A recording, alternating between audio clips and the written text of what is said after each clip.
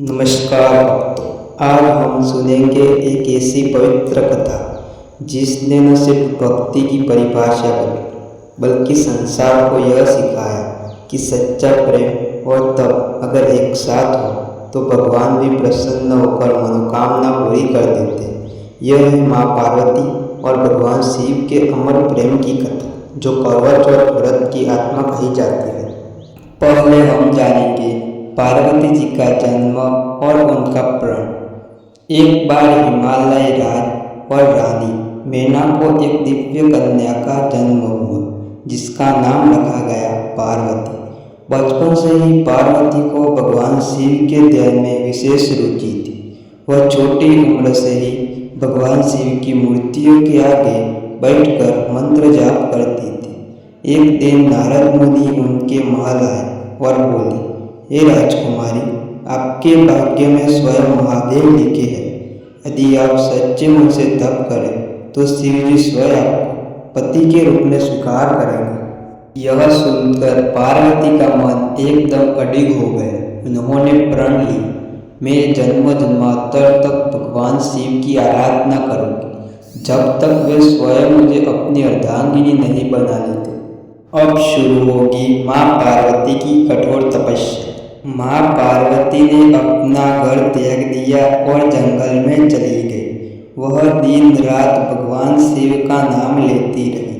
पहले उन्होंने फलाहार से तप किया, फिर केवल पत्तों पर जीवित रही और अंत में तो उन्होंने निर्जला तपस्या शुरू कर दी। वर्षों बीत गए, उनका शरीर कमजोर हो गया, लेकिन उनके मन की शक्ति और बढ़ती गई। देवता भी उनके तप को देखकर चकित थे। देवर्षि नारद ने जाकर भगवान शिव से कहा, हे महादेव, पार्वती नाम की कन्या वर्षों से आपका ध्यान कर रही है। उनके तप से तीनों लोग कांप रहे हैं। शिव जी मुस्कुराए और बोले, भक्ति की परीक्षा तो करनी ही होगी। अब सुनिए शिव जी का परीक्षण। शिव जी ने पार्वती की परीक्षा लेने के लिए एक वृद्ध ब्राह्मण का स्वरूप धारण किया। वह पार्वती के पास गए और बोले, बेटी, तुम इतनी कठोर तपस्या क्यों कर रहे हो? जिस शिव को पाने की इच्छा रखती हो वह तो विरक्त है। उनके शरीर पर भस्म है, गले में सर्प है और वह श्मशान में रहते हैं। ऐसा व्यक्ति क्या पति कहलाने योग्य है? पार्वती मुस्कुराई और बोली, हे ब्राह्मण देव, मेरे लिए भगवान शिव ही सब कुछ है। उनका स्वरूप मेरे लिए सबसे सुंदर है, क्योंकि वह सत्य, तप और करुणा के प्रतीक है। उन्हें पाना ही मेरे जीवन का लक्ष्य है। यह सुनकर वृद्ध ब्राह्मण रूपी शिव स्वयं प्रकट हुए। उनकी जटाओं से गंगा बह रही थी, नेत्रों में करुणा थी। शिव बोले, पार्वती, तुम्हारी भक्ति ने मुझे बांध लिया है। आज से तुम मेरी अर्धांगिनी कहलाओ। अब हम बात करेंगे शिव और पार्वती के दिव्य विवाह की। उस दिन देवलोक में उत्सव मनाया गया। सभी देवता, ऋषि और गंधर्व उस विवाह के साक्षी बने। हिमालय राज ने अपनी पुत्री पार्वती का विवाह स्वयं महादेव से किया। विवाह के बाद पार्वती ने पूछा, प्रभु, क्या मेरा यह तप व्यर्थ नहीं गया? शिव मुस्कुराए और बोले, पार्वती, तुम्हारा तप ही संसार की स्त्रियों के लिए आदर्श बन जाए। आने वाले युगों में जो स्त्री अपने पति की आयु के लिए व्रत रखेगी, वह तुम्हारी भक्ति का अनुकरण करेगी और यह व्रत करवा चौथ व्रत कहलाएगा। हम बात करेंगे करवा चौथ के व्रत के प्रारंभ के बारे में। माँ पार्वती ने सबसे पहले यह व्रत रखा।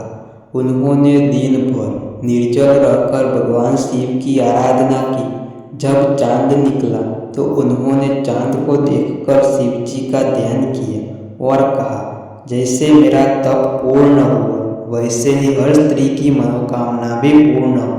शिव जी ने आशीर्वाद दिए, जो स्त्री सच्चे मन से यह व्रत करेगी, उसके पति की आयु दीर्घ होगी और उसके घर में सुख शांति बनी रहेगी।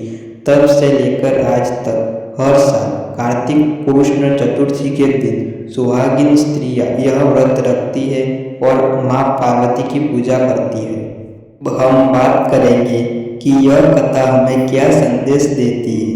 करवा चौथ का व्रत केवल पति की लंबी उम्र का प्रतीक नहीं, यह विश्वास, भक्ति और प्रेम का संगम है।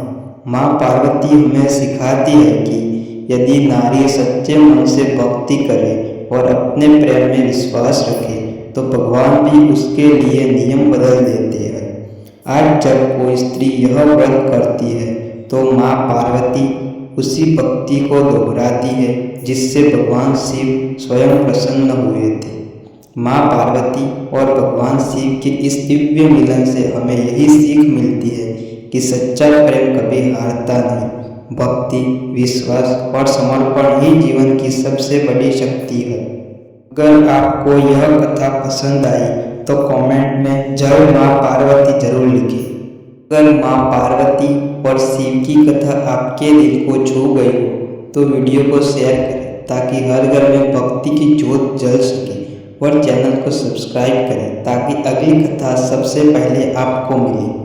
हर घर में माँ पार्वती का आशीर्वाद बना रहे, यही हमारी शुभकामना है। जय भोलेनाथ, जय माँ पार्वती।